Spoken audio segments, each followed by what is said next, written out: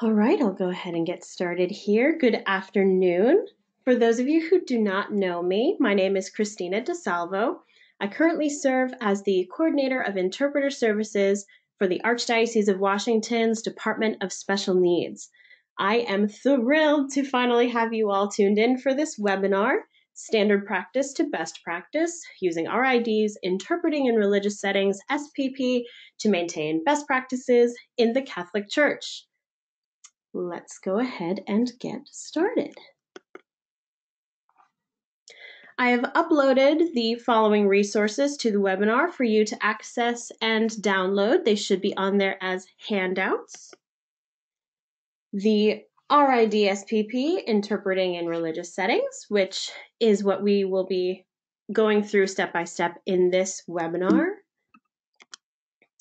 The USCCB's Sacramental Guidelines for Persons with Disabilities, and we will be reading the relevant portion here on the webinar.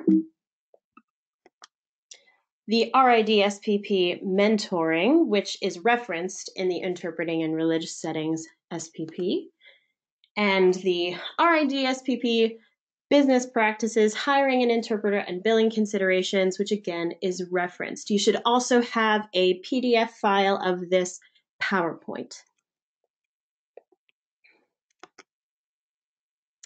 Let's jump right into the first section of our SPP, direct from the paper. Religious interpreting occurs in settings which are spiritual in nature. These settings can include worship services, religious education, workshops, conferences, retreats, confession, scripture study, youth activities, counseling, tours and pilgrimages, weddings, funerals, and other special ceremonies. Religious interpreting poses unique challenges and requires specific skills and knowledge to address those needs. Special consideration should also be given to the interpreting environment and to interpreter compensation. Let's dive into this here. The bold and italicized text, that is my doing, and we are going to specifically jump into those. It mentioned worship services. So what does that mean for us in the Catholic Church? Mass. And here I separated Sunday Mass and daily Mass. There are a few things that are not said in a weekday Mass that are said during Sunday liturgy. There is only one reading, the Psalm and the Gospel, no second reading in between, and the Creed and Gloria are not typically said. Most of the Archdiocese of Washington interpreters are booked for Sunday Mass, but if there's an event during the week that includes Mass, it is helpful to know these differences so that you can know what to expect. A quick note about holy days, that is where you would see solemnity, particularly where it doesn't coincide with a Sunday. Sacraments also have their own form, and we are hopefully going to be working on a series on the sacraments, either in person, depending on how long we are all at home, or maybe another webinar. What else? So the SPP also mentioned confession in that section. Now, I personally have not witnessed a deaf person ask for an interpreter in their confession, but it has happened and it is allowed. Specifically in the Archdiocese of Washington, I have witnessed either Father Bernie Carmen from the Archdiocese of Baltimore called down, he knows a little bit of sign language, or deaf individuals waiting for, say, Father Mike Depchik, who comes every once in a while, or another deaf priest to come into town. Or I've seen deaf individuals set up to write back and forth with the priest if they do not have any sign language skills, or a deaf person with a cochlear implant or residual hearing who feels comfortable enough to have their confession done in English. The USCCB's official guidelines, which you will have that linked in the handouts, if this is either too small to read, you can reference that later. That states that Catholics who are deaf should have the opportunity to confess to a priest able to communicate with them in sign language, if that is their primary means of communication. They may also confess through an approved sign language interpreter of their choice. The interpreter has the obligation to observe secrecy, unquote. We all know the Code of Professional Conduct. Quote, when neither a priest with signing skills nor a sign language interpreter is available, Catholics who are deaf should be permitted to make their confession in writing or through the use of an appropriate portable electronic communication device that can be passed back and forth between the penitent and the confessor. The written or digital materials are to be returned to the penitent and properly destroyed or deleted. So that's right from the guidelines for the celebration of the sacraments with persons with disabilities under the reconciliation section. So pretty much all of the situations that I have personally witnessed in the Archdiocese of Washington are spelled out right there for you. Let's move on here. Going back to our SPP, professional interpreting in a religious context should have fluency in a sign language, ASL or signed English, and a spoken language, English or Spanish. In addition, knowledge of a source language of original text found in Scripture, such as Arabic, Hebrew, Latin, or others, would enhance the overall interpretation. It's ideal for the interpreter to have familiarity with the sacred text. However, the interpreter may need to work with an English translation. So in there it said, or others. One big one that is other for us is Greek. So let's check some of these out here. There we go. There's our Greek. Lord have mercy and Christ have mercy, Kyrie eleison and Christe eleison are commonly used in Greek and not in English. The Lamb of God is sometimes done in Latin, as is the Holy Holy. So there's the English text as well as the interpretation that is sometimes used, either sung or spoken during Mass there for you. The next section of the SPP here, if you're following along. Some interpreters enter the field by working in a religious venue. For some persons, interpreting in a religious setting is a spiritual calling. Interpreters are strongly encouraged to enhance their skills by working with a religious mentor who is a seasoned and or certified interpreter before working independently. For additional information, and as I said, you have the mentoring SPP as a handout there. And that is the case in the Archdiocese of Washington. I know there are some interpreting students who are on this webinar. Hello, my friends. So that is definitely the case here. So I'm going to get into some of the resources that we at the Archdiocese of Washington have, specifically the network that we've got in our department. As I said, I'm working for the Archdiocese of Washington Department of Special Needs. Our executive director is Mary O'Mara. She is a wonderful seasoned interpreter, many years of experience working for the church specifically, wealth of knowledge, and she, I know, is happy to chat with anybody about interpreting. We've got me. I am the coordinator of interpreter services. I'm coming on 5 years of experience, 2 of which are in the church. But aside from just me, I also have the network of Catholic interpreters in this area. If you would like a mentor or somebody to work with or observe, I am happy to reach out and connect you. We also have our coordinator of deaf ministry, Laureen Lynch Ryan. She is also a wealth of knowledge.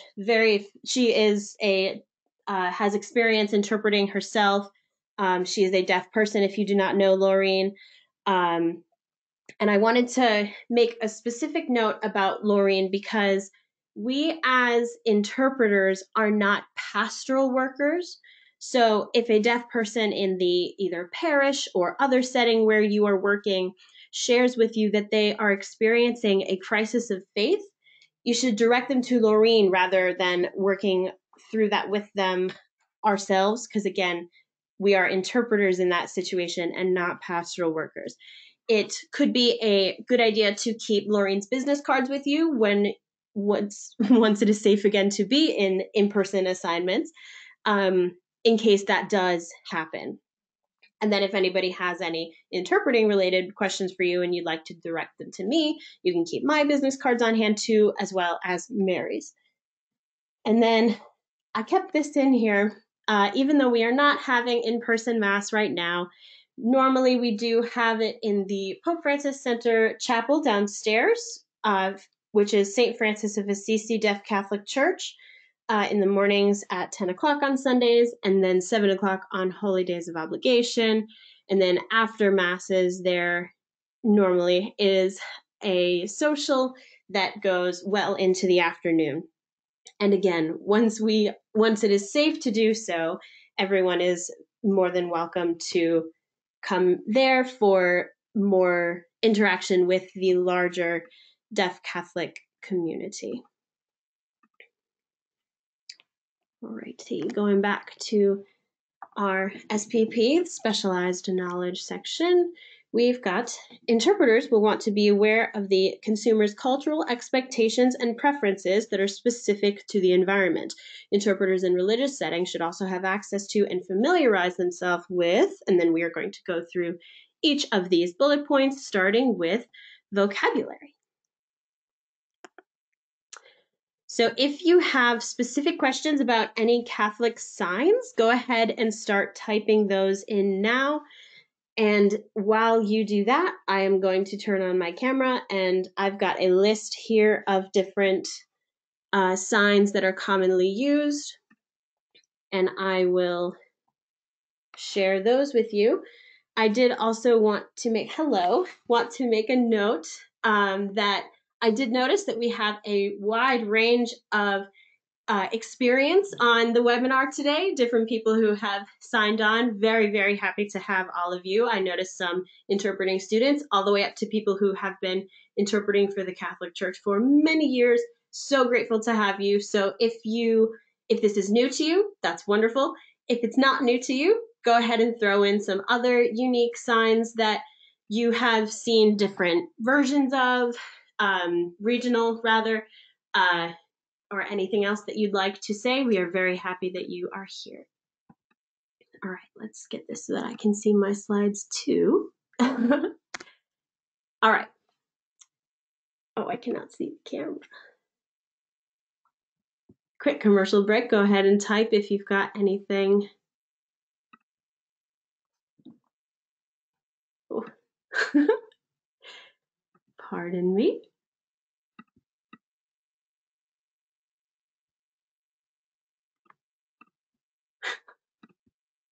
Goodness. Okay.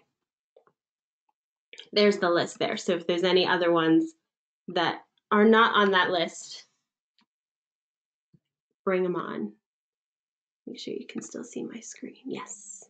Wonderful. So that space in the corner where you can see some of that Google Chrome is because I need to be able to make sure that my signs are in the frame. And so that's where my frame is.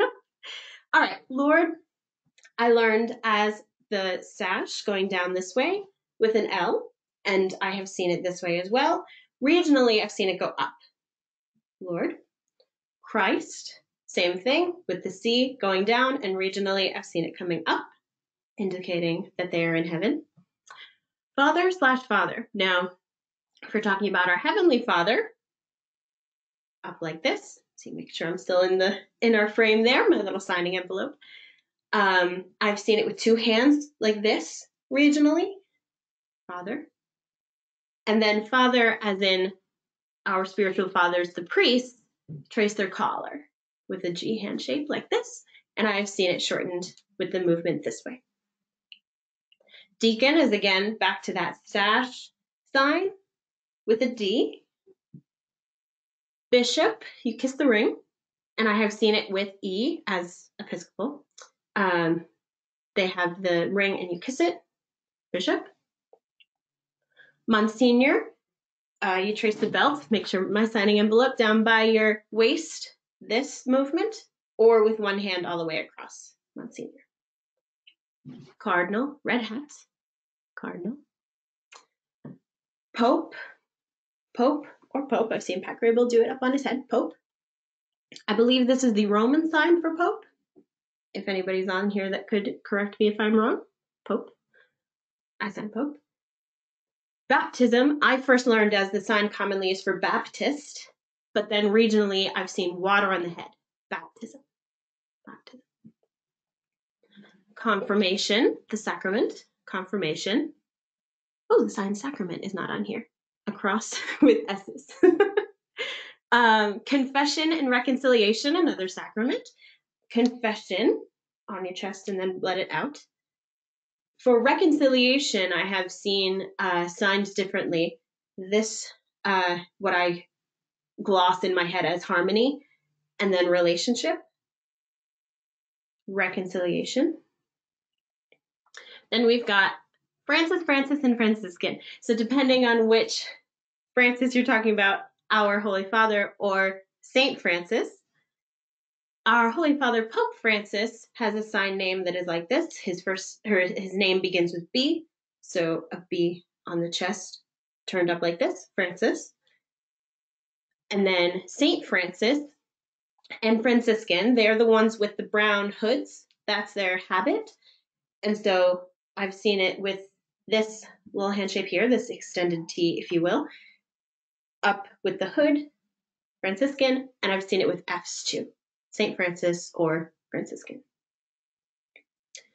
Archbishop Wilton Gregory has a sign name. Lorraine got in touch with the Atlanta deaf community, which is where he came to us from. And if you use the sign for bishop and then initialize it WG for Wilton Gregory, that is our Archbishop's sign name. Cardinal Wuerl also has a sign name, red hat, and then a W up by the ear. Cardinal Wuerl. Saint, I learned first with an A like this. I've seen it with an S, more initialized, and I have seen the movement go back and forth. That's what we've got for Saint. Martyr, I have seen like this, but I have seen when I've interpreted that and then seen a deaf interpreter tactile it, just spell it. So some people don't like this sign, so you could just spell martyr as well. If you have any additions or corrections, please feel free to jump into that chat box. Let me see if anybody's jumped in so far. Not yet. Okay. Mary, our Blessed Mother, I learned first, because I'm from the Northeast, with an M, tracing the veil just on one side, but regionally I've seen it with an open hand shape on both sides. Mary. And then I have seen that initialized, two M's, both sides of her veil. Joseph, I've also seen two ways, up on the cheek and down like work. Joseph. I put Dominican and Jesuit on here as, oh, pardon me for a moment. Okay, I see that somebody has raised their hand, so if you would like to, maybe by accident, but if you'd like to add an addition, a comment, or a question, go ahead and jump in that chat box. Dominican and Jesuit I put on here. Those are two orders in addition to Franciscan. We've got the Dominican House of Studies right in DC at CUA, so that's a good one to know. We've got a D that traces up along the chest. That's Dominican. And Jesuit, again, with the camera that I've got here, it's hard to see, but it's off the hip, a J like this, Jesuit. Trinity, 3 in 1. 3 in 1. Paschal, happy Easter, everyone. We just had Easter, Paschal mystery, the Easter mystery. And then I did put up here consubstantial, which means one and the same substance. So we're referring to the Trinity here. So this sign that I again gloss as harmony and relationship, consubstantial.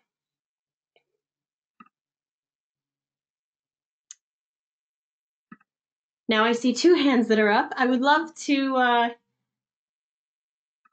get your feedback in here, but I'm not seeing anything in the little chat box. Maybe I'm doing that wrong.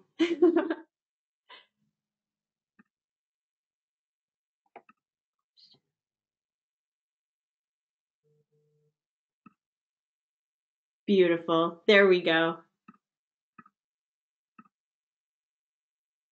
Pardon my commercial break here.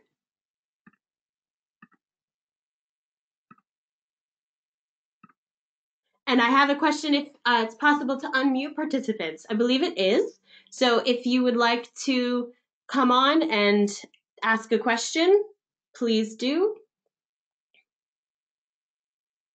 I'm going to go ahead and turn off my camera here because that is all we've got for this slide. And then we're going to jump back into full screen. And I see that somebody has asked if they would like, if it's possible to unmute people. So if you want, go ahead and send me another question and I will unmute you. I put the he who down there at the bottom because so many times in, oh goodness. In Mass, we hear the word he, and are we talking about he Jesus, he God, he the priest? So just, I put that in there just so that you can be aware of which he we're talking about. All right. Let me see here.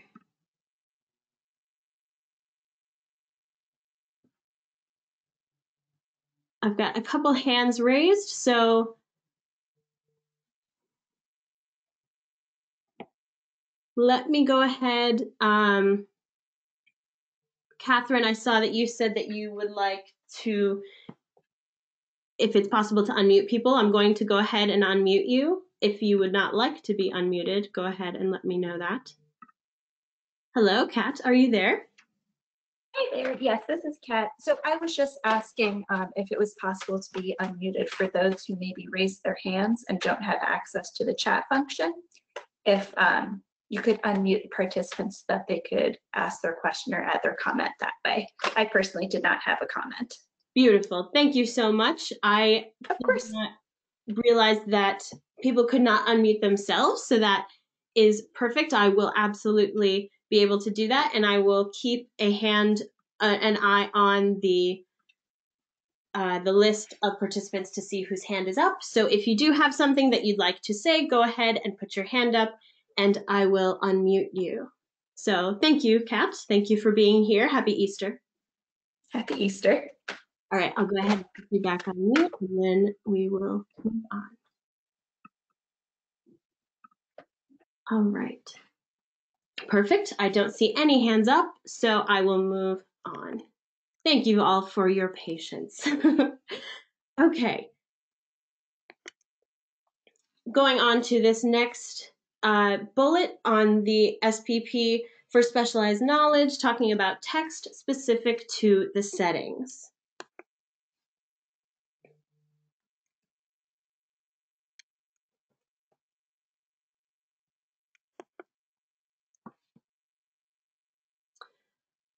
All right, so something for us to be aware of: what changes from liturgical year to liturgical year and what are the exceptions?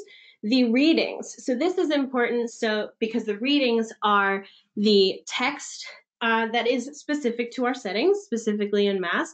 And year to year on any given day, the readings change and the exceptions are holy days. If the readings themselves are different, then they at least follow the same theme. For example, since we just came out of Lent, we are now in Easter. The first Sunday of Lent is always the tempting of Christ. The second is always the transfiguration. The third is about the Samaritan woman. The fourth about giving sight to the blind man. And the fifth, the raising of Lazarus. So that would be helpful as you go into a Mass to know, if you can't read the specific reading themselves, to know what the theme or what the story will be about so that you have that preparation. Here are some places you can find the readings for each week so that you can read them ahead of time and be prepared in that way. The usccb.org website is a wonderful resource. They have the readings for every Mass, every day. And the Signs of God lectionary for deaf people is a resource that we have that we can send out. It is the readings for that particular Mass, but in language that is more easily translated into sign language. Oh, we are now the Archdiocese of Washington Special Needs Ministry Facebook page. But we had going every week handing on the gospel videos where we had a deaf person, more often than not, our coordinator of deaf ministry, Lorraine Lynch Ryan, who was signing those readings so that our interpreters could see an ASL model and then incorporate that into their interpretation.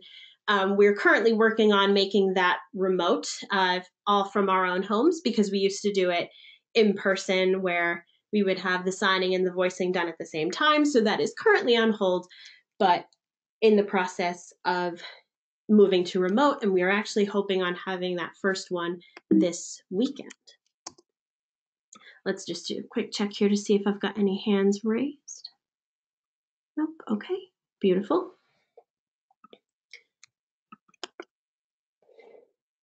Moving on to the next bullet point for this specialized knowledge section, which is materials used. And for us, that is the homilies or any multimedia presentations that are done either during the Mass or other setting in which we are working. I know that as professionals in the field of interpreting, it is so hard to get prep in any situation. Sometimes the speaker says that they don't know what exactly they're going to say. They don't have a script. So often we just have to roll with that. But what is the best way to get what we need? We need to know the people.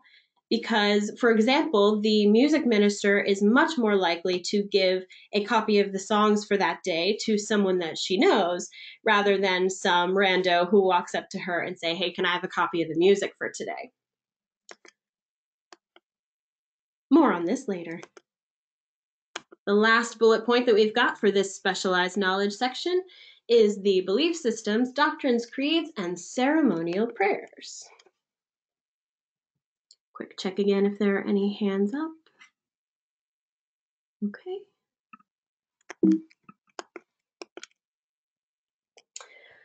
So for ceremonial prayers, I was thinking that, I think as I said before, we may look into doing a series on the sacraments and funerals.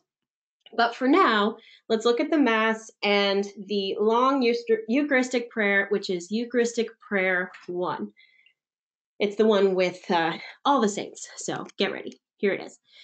In communion with those whose memory we venerate, especially the glorious ever Virgin Mary, Mother of our Lord, our God and Lord Jesus Christ, and blessed Joseph, her spouse, and your blessed apostles and martyrs. Look at all them. Here they come. So, what we're going to do here as they continue to pour down is we're not going to spell them all on a regular Sunday. It's not only nearly impossible, but there's also not a whole lot of a point unless the person that you're working with uses the Rochester method. So what we're going to do here on a regular Sunday when they use Eucharistic Prayer 1 is we're going to say who these people are. So the first chunk that we've got in this first section, starting with Peter and Paul, and then going on all the way to Simon and Jude, are the apostles. And you'll notice, what you wouldn't notice if you were just listening, but do when you're reading, is the colon there after Jude. So that shows that this is one group and then another group. So after that, we're starting with Linus and ending with Cosmas and Damien. They were martyred for the faith. So when you are interpreting that, you can put them into a chunk and say who they are, and then say that there are many being listed. The Eucharistic prayer goes on to say, to us also, your servants, who though sinner hope in your abundant mercies, graciously grant some share and fellowship with your holy apostles and martyrs. Here we go again. So we've got this chunk starting with John the Baptist and ending with Anastasia, once we get to her. There she is. This chunk has women, so be sure that you mention that. The first chunk does not. So you can say the holy men and women who were martyred for the faith. And that's all you need to say. You can say that there are many being listed, and that's all you need to do. So to understand the meaning behind the frozen text and to interpret that in cases like this where throwing out lots of finger spelling is not practical, that is one strategy that you can use for that. All right, I'm being told that not everybody has access to raising their hand, so I'm checking the chat and the questions box. So any way that you can get in touch with me, go ahead and do that. I hope I will see you if you have any questions. All right.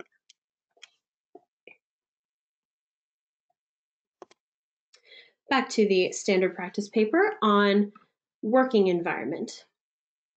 The religious interpreting environment requires advanced preparation and cooperation on several fronts. Prior communication with a specific on-site contact, along with access to the persons in charge of the presentations and the presenters themselves, is critical. The members affiliated with the particular setting should also be made aware of the interpreting services to be rendered, and all parties should understand the role of the interpreter. A lot of that as coordinator would fall to me, but this goes back to what I had said about relationships with our community that we are working with.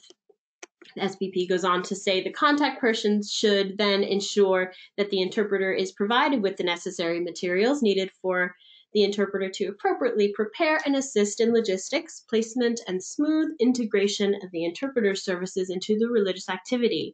These arrangements should be made in advance of the date. So, who are our most ideal contacts? The pastor or parish administrator, the SPP had said the person in charge, the pastor or parish administrator is in charge of everything that goes on, so they would be a lovely contact, though they are very busy. So that is not always possible, although it is a lovely person to be in contact with. So another option is the other priests that are there. Sometimes a parish will only have one priest, and that is the pastor. Larger parishes may have more than that. So becoming friends with any one of them would get you a lot of what you need to interpret there. Another wonderful contact is the parish secretary. They, aside from the pastor or administrator, also know everything that is going on in that parish. So they are a lovely, lovely contact to have. Sometimes this person is one and the same, but if they are different, the business manager or the special events coordinator, they would be able to get you what you need in the parish as well. The music director or cantor is a lovely person to know because often that, in my experience at least, is the most challenging part to interpret is the music, because sometimes depending on the acoustics of the situation you're in, it's tough. So knowing the music director is a great in to get that ahead of time so that you can prep. The director of religious education, the DRE, again, another person who will know the ins and outs of the parish, everything you need to know. They are a lovely, lovely contact to have as well. The deaf family. So absolutely, you should be in touch with them, but for different reasons than the ones that you will be in touch with above.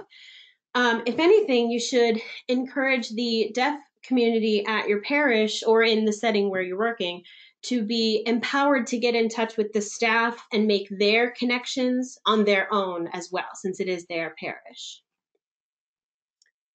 So that's what I wanted to say about the deaf family.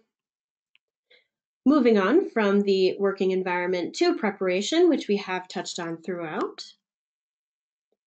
Each interpreter's access to the materials, along with the order of each event or ceremony, with sufficient time to prepare appropriately, is central to the interpreting function. Long or complex events may require a team of 2 or more interpreters, and preparation would include information and detailed attention as to what is or is not acceptable, permissible to, or not to interpret, and appropriate attire. So a quick note about long events, long or complex events. Usually at the Archdiocese of Washington, we say an hour and a half or more, but we do take special attention to the particular setting if it is going to be more complex or if there's going to be a lot of sitting around time. So we are absolutely in touch for that. So let's jump in to dive into this more deeply. We do try our best with prep, as I said before, but what are some strategies when we don't have materials directly from our contact people at the parish? Check the Mass readings. That is the biggest one, and one of the easiest that we can do is to just see what readings will be said at the Mass and prep those ahead of time. And we can say from that, which liturgical year is it? What liturgical season are we in? Because that way you can sort of match the theme, if you will, of the Mass or the season. If you can visit the parish or the site beforehand, that would be lovely, because then you can see, if possible, if there are any parish-specific rituals, like if they always sing the Alleluia or if they always say the Alleluia. I know that I believe it's St. Raphael's does a prayer to St. Michael. The Basilica used to have a prayer for healing during the season of healing last fall. So there are a lot of parish-specific rituals that don't happen across the board, but do consistently at different parishes. So if you can visit the parish beforehand, that is super, super helpful. Oh, I lost my cursor. There we go. Quick commercial break. I apologize.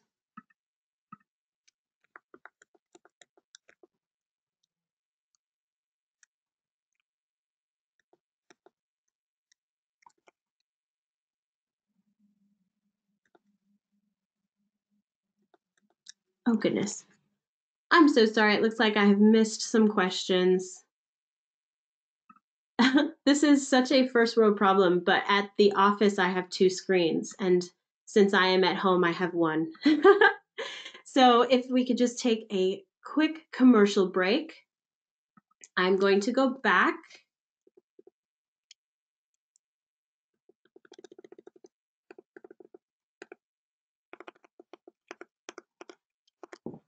Pardon me. If you've got any other questions, feel free.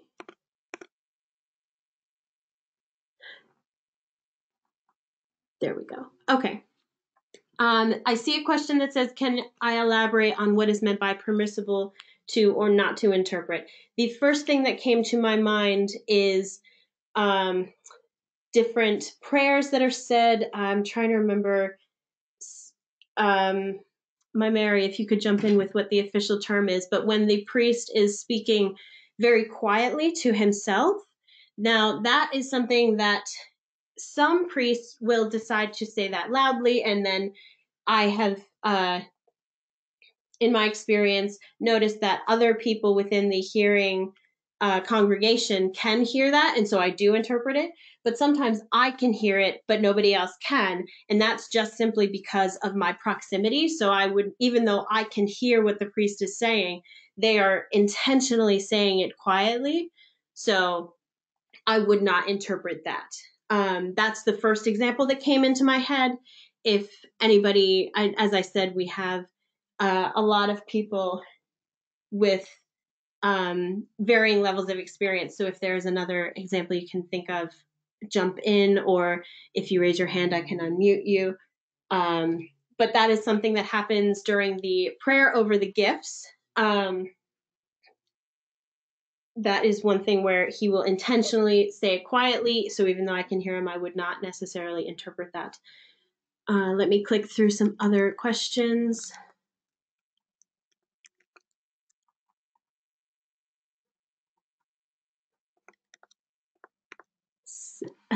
Thank you, my Mary, for jumping in. I'm not sure if I can pronounce this correctly, but sub voce. So sub meaning lower, and then voce, voice. That is how the priest will say certain prayers.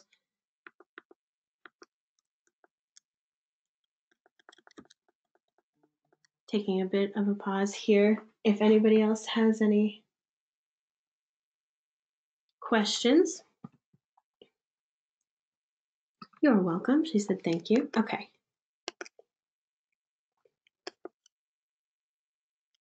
And then I did see another question asking if I could slow down a bit. I do apologize. I would just want to make sure I get this in the hour that I promised. And then just so that you know, I apologize that I didn't mention this before. This will be recorded. And the PowerPoint itself is in a handout that you can download the PDF. I believe this is where we were a moment ago.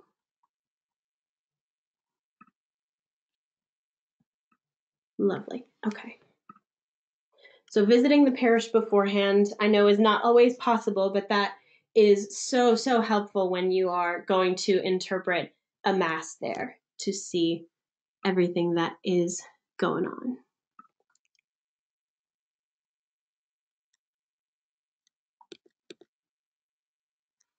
The PowerPoint, as I said before,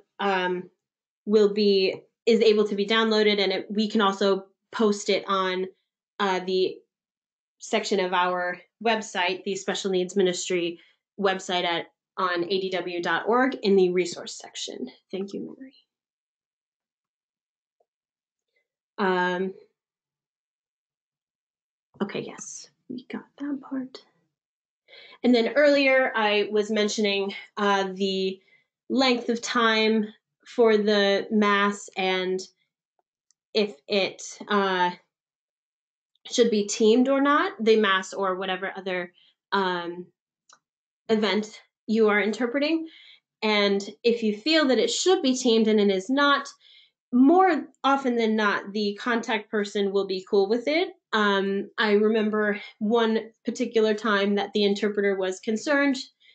They had done this particular Mass before and asked that it be teamed this time.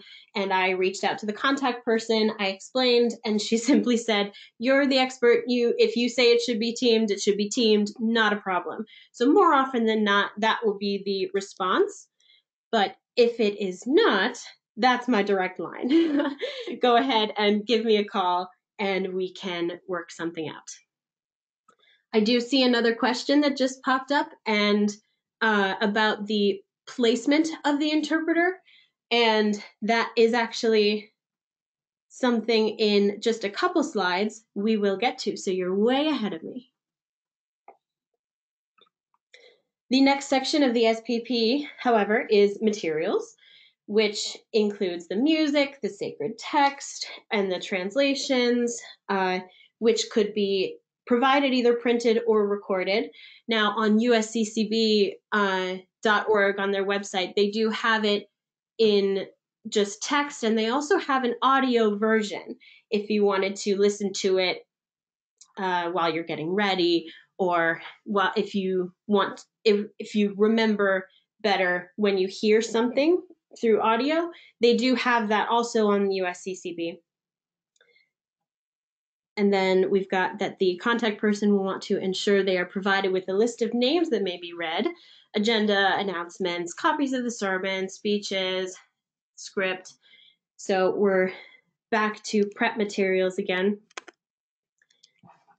I should really just bookmark the USCCB because I visit it so often. It is such a valuable resource for getting materials ahead of time.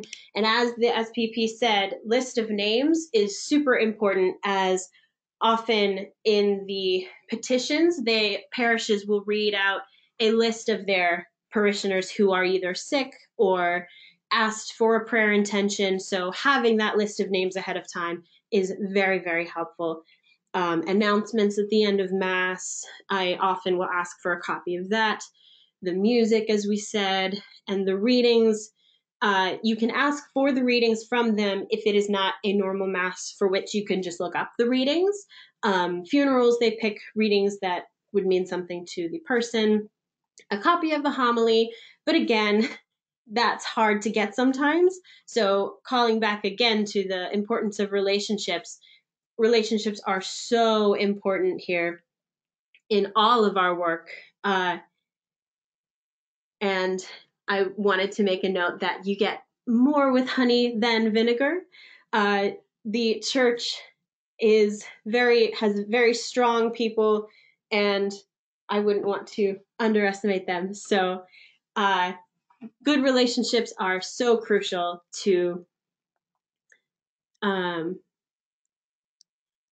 getting what we need and able to interpret well. I'm just going to take a look at the question box here. Yes, I see another question that I am also going to address. You guys are way ahead of me. So one of those questions that came up just a few moments ago was the placement of the interpreter, which is another section of the SPP, the Standard Practice Paper. Oh, there we go. So just to read this out real quick, while the interpreter's placement may vary, it's important for the interpreter to consider acoustics, sight line, lighting, background, location, and availability of equipment, but special consideration should be given to a religion's accepted protocol in a religious service. For the benefit of participants, the interpreter should be sensitive to the following, which we are going to go over the next couple of slides. There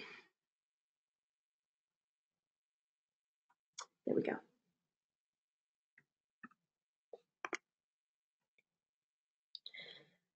So one of those was music stand. It does depend on the parish, but typically next to either the cantor or the ambo is usually best because it is very matchy-matchy. So that is where the music stand and your setup could be. It also said to take note of the hierarchy, and for us that affects the placement or proximity. So depending on the parish, the question that came in was, are the interpreters allowed on the altar, and does the position of the interpreter change? So this is all depending on what your parish looks like. I have worked in parishes where I do move from one side to the other as the Mass goes on, but that was a very, very small parish where that was appropriate. But I have seen, say, in the Basilica, that the appropriate place is more off to the side and static throughout the entire Mass. I've been in situations where I'm right in between the altar and the ambo, so I'm right up there. But again, in that parish, that sort of setting was appropriate. So it does depend on the size and the kind of parish that you are working in. Gender roles. Luckily, we are good. Most interpreters that we have do happen to be female, and we have many women who serve as Eucharistic ministers. So we're good. We are generally allowed to be up where the action is. I have seen in other religions where they separate the genders, and so the interpreter either has to be a male to be in the environment where a deaf male would be and where the interpreting would be needed, or the opposite, where the interpreter would need to sit outside and be female if that is what was needed. So luckily, we're good in the Catholic Church where we can be up there too. Special consideration also for areas deemed sacred. And so what I thought would be applicable for us in the Catholic Church, depending on your situation and your parish, is where the tabernacle is. So I had mentioned that I go in one parish, I went back and forth on different sides of the altar. And so I had to take consideration to where the tabernacle was. And every time I crossed it, I would bow.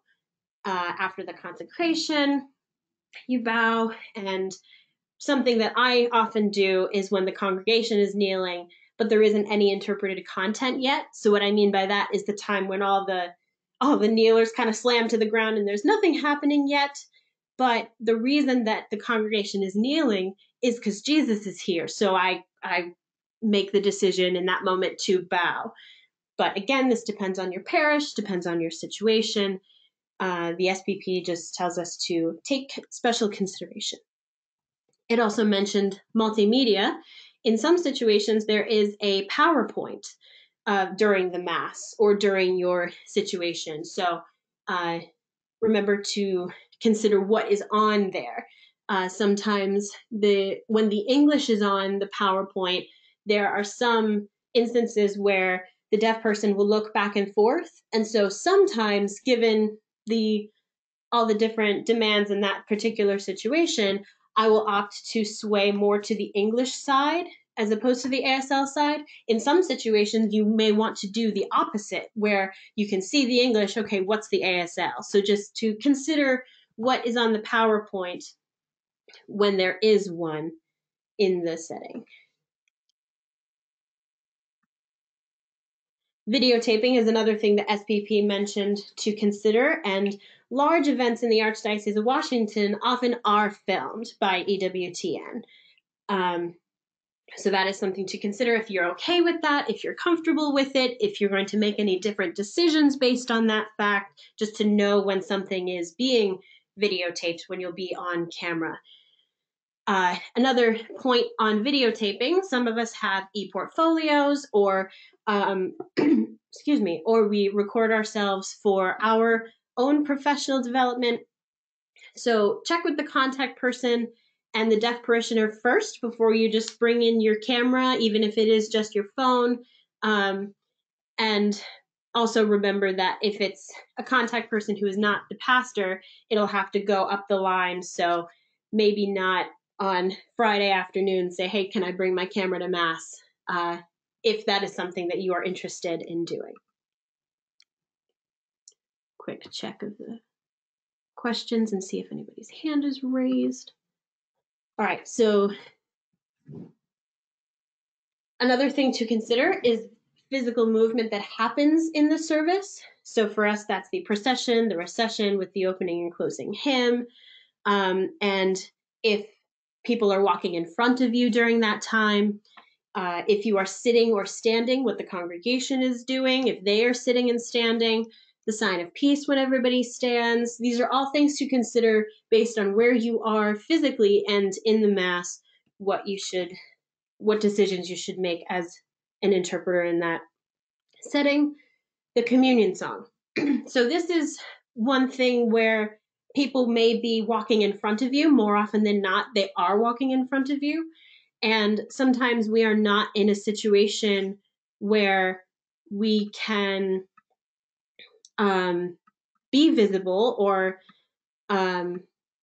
if we are interpreting, they may not be watching, they may not be, because that is a time of prayer.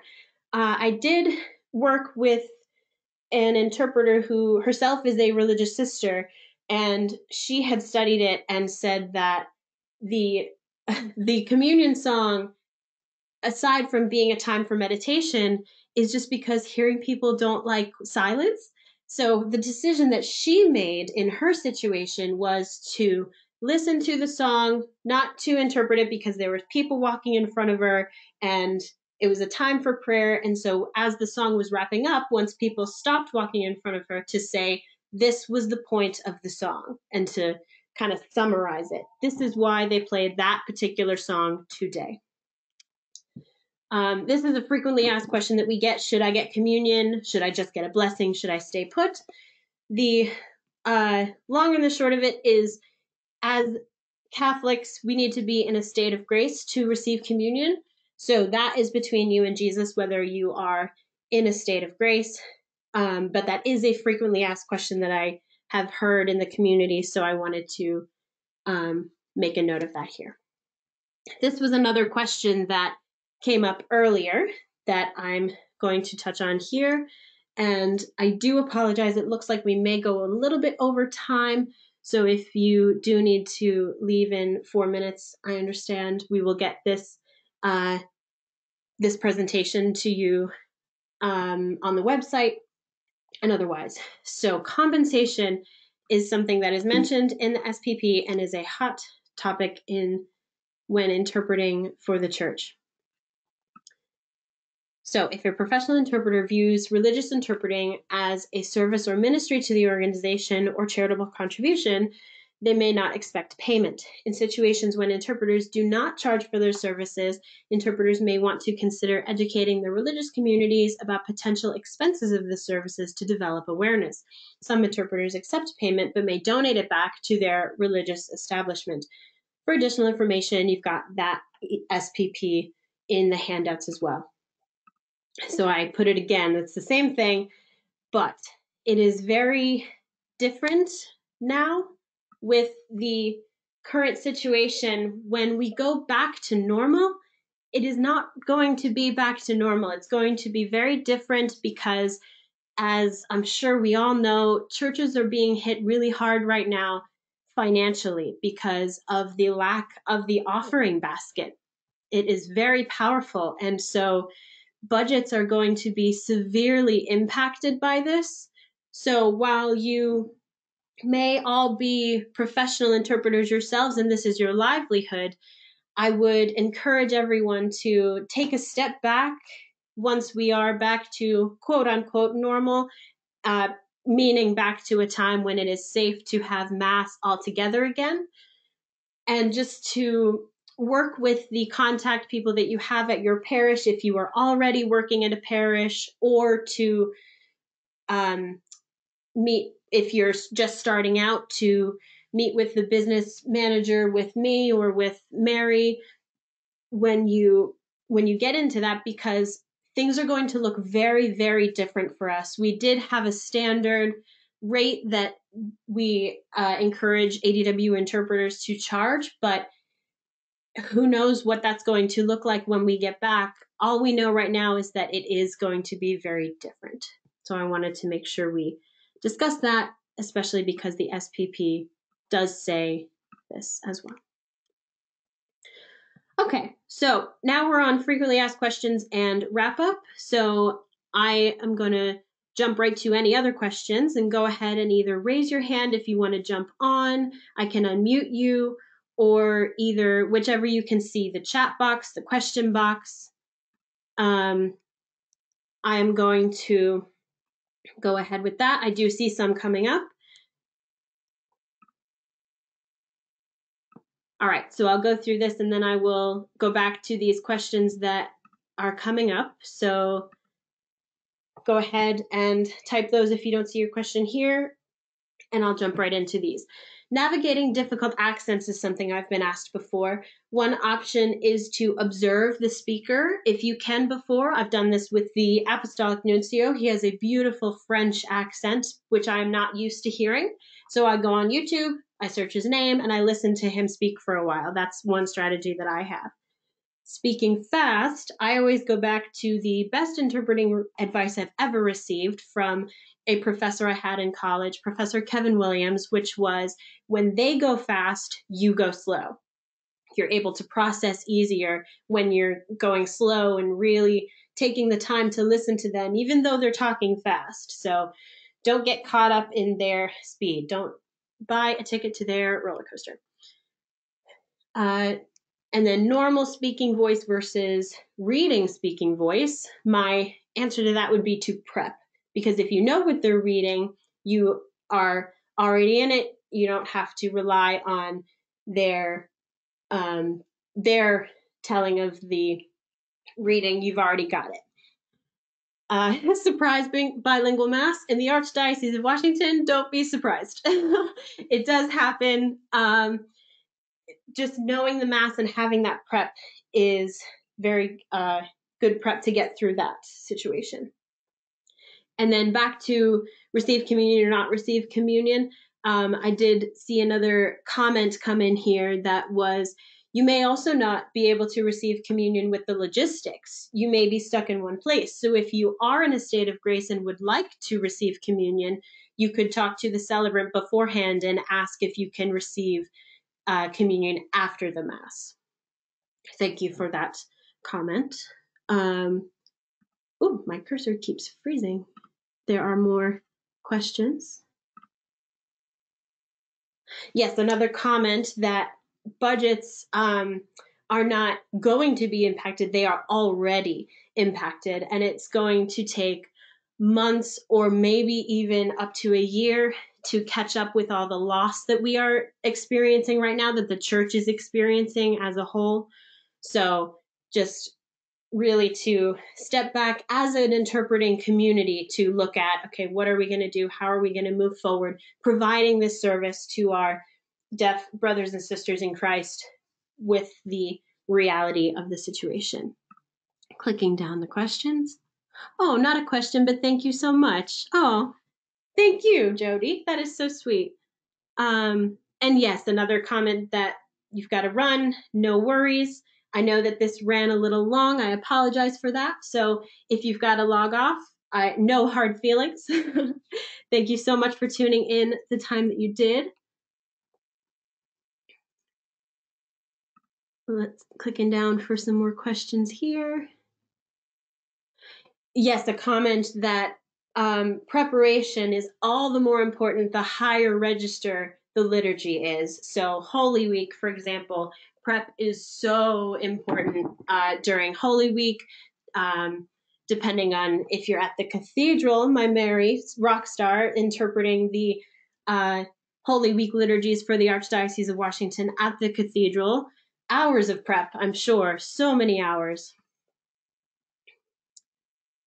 I've got another question here that I mentioned the communion song, but should all the other songs be interpreted? Yes. So the reason that I did mention the that explanation by Sister of the communion song was mostly because of the logistics. That was her solution, because there are people walking in front of her throughout almost the entire song. But yes, the other songs do each serve a purpose, and so they should be interpreted. That was just one control in response to the demand of people walking in front. Thank you for that question. Let me see if there's any hands up. Does not look like there are any hands up. Okay, feel free to keep typing if you've got any more questions, or if we run out of time, feel free to email me. You can reach out in any way. And if you'd like to reach out to me for either questions or otherwise, I would also love your feedback on this workshop. This was initially designed to be an in-person workshop, but is now a solo webinar. So happy to receive any feedback that you've got. Up next is also, like I said, hopefully a series on the sacraments and other special services. At this point, I think in-person is probably a no-go, as it's still not safe to have in-person events. But if that were the case, I would have loved to hear where would be best. But at this point, I think we're looking at a webinar. And then this is also for something when we are back to safe in-person gatherings, where maybe with the Archdiocese of Washington, we could look into Catholic interpreter meetups, like a happy hour or a supervision session. But again, that is for once we are back to being safe to meet in large groups. And then, as I always try to say, what else can we do to support you? Please reach out. Anything you need, especially during this crazy, crazy time. I'm praying that you are all well and safe and able to stay afloat during this time, this new normal that we are experiencing. Thank you all so much for tuning in. It looks like there are not any new questions or hands up. So thank you so much for joining. We've got all this stuff that is, again, on the PowerPoint handout, that you can access all of these resources that I mentioned, that I linked, different networks that you can look into, like NCODs down there, the National Catholic Office for the Deaf. So all these are at your disposal. Please let me know if there's anything else you need. Thank you all so very much, and God bless.